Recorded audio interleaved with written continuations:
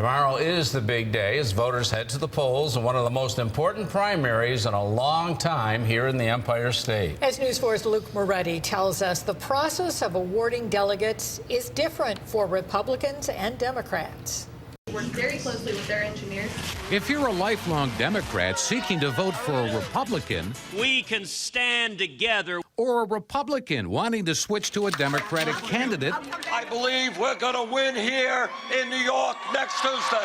Unless you switched parties last October, you're out of luck. If you were to have changed last month from Republican to Democrat, you would still be your old party.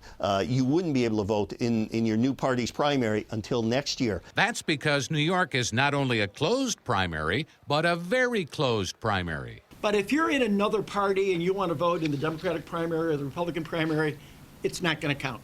The bottom line is you have to be registered within the party you want to vote in by last October 9th in order for that vote to count. Here's how it works. There's a contest in each of the state's 27 congressional districts. On the Republican side, there are 3 delegates for each district, a total of 81 statewide. The winner in each congressional district gets 2. The second place finisher gets 1, unless the winner gets more than 50%, and then it's winner take all.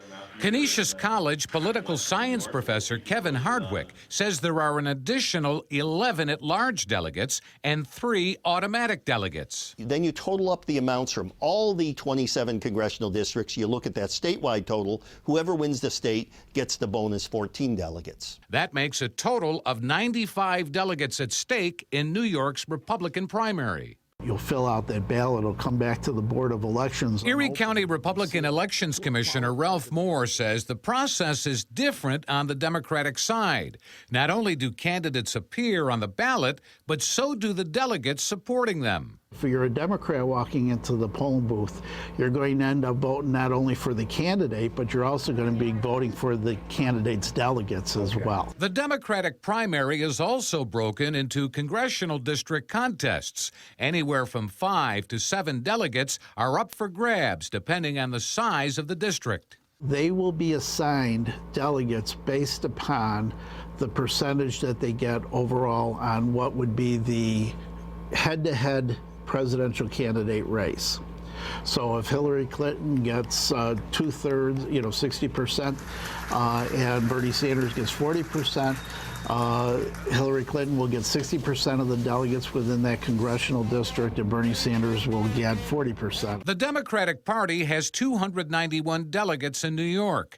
163 are district delegates. 54 are at large. 30 are pledged party leaders and elected officials. And 44 are superdelegates. What are superdelegates? They're wild cards. They're free agents. They can do whatever they want. In other words, superdelegates can support whomever they want, despite statewide voting results.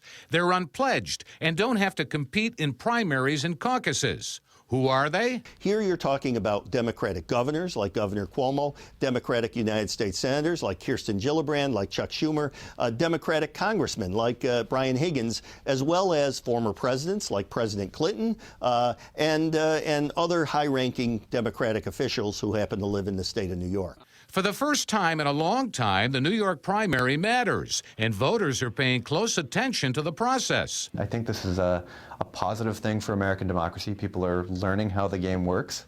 UB political science professor Jacob Nyheisel says when it comes to political parties and their rules, there's some misunderstanding. They essentially get to choose how they decide their nominees through some kind of candidate selection mechanism. There are lots of options available to them. Recently, Republican presidential candidate Donald Trump, despite having a delegate lead over his opponents, took aim at the Republican Party rules. We have a rigged system. The Republican system is rigged. The chairman of the Republican National Committee fired back. I think the system is working. Some argue that while the nomination process can get messy, it gets the job done. The Republican Party is not a publicly owned entity. It's a political organization, as is the Democratic Party, and it has rules. But the rules had been there for years, and the candidates knew what the rules were, or should have known. There were no rules they wouldn't come to any agreement about who would be the nominee. I think with greater attention to it, we can become better educated, and then perhaps make an informed decision about whether we want to lobby the parties to change this process. Now, Democrats already know who the pledged delegates are in each congressional district because they're already on the ballot.